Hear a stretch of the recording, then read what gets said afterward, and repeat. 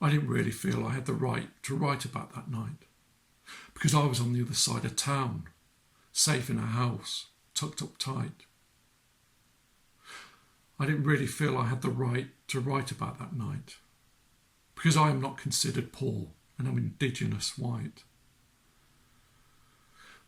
I didn't really feel I had the right to write about that night, because I won't ever know the extent of their horrific plight.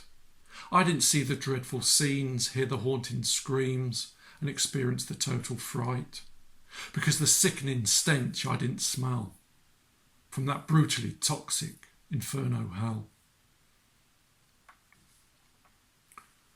I didn't really feel I had the right to write about that night, because it wasn't mine that were affected, and I didn't have to make split-second life-altering decisions or send texts asking for forgiveness. I didn't flee the scene still dressed in clothing made for lounging, with worldly possessions hurriedly thrown in a trolley to escape the imminent danger all-consuming. I didn't have to frantically grab a textbook on my perilous way out, so I could then incredibly and stoically still sit later that day in school and examine GCSE chemistry.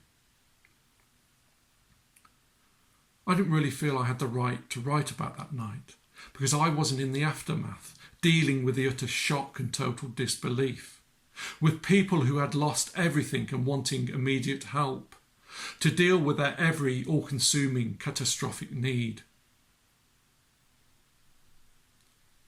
I didn't really feel I had the right to write about that night, but I can still share their sense of anger, of the senseless surrender, of lives whose tremendously unfulfilled potential were not deemed to be as good as those others living on the other side of the neighbourhood.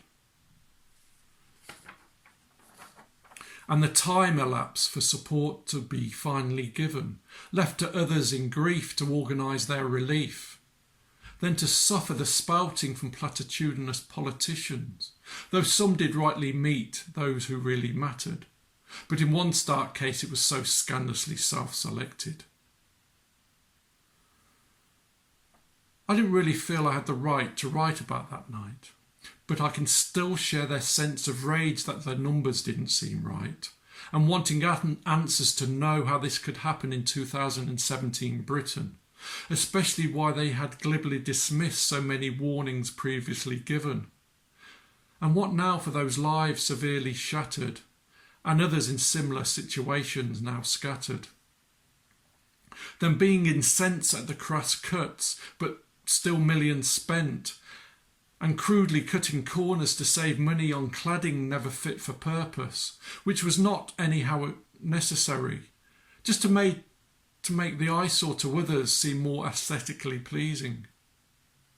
Well, they now have a ghastly, ghostly blot on the landscape as a reminder of just what can happen when life is so easily and neglectfully cheapened.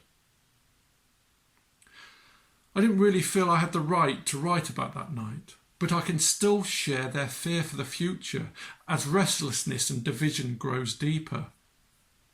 We don't want a repeat of what's gone on before, but when voices aren't heard, then some feel they don't have a choice.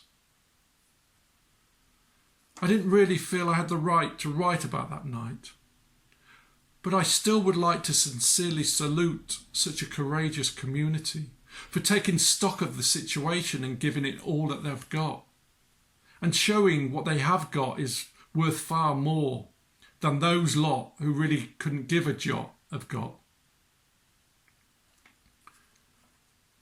I didn't really feel I had the right to write about that night, but I have, and I'm glad, as I can take heart from those many that do care, as was seen, who came together and showed others that what in the end shines through and what really matters is the human spirit to pull through, with compassion and love to overcome, and a belief in the greater communal good.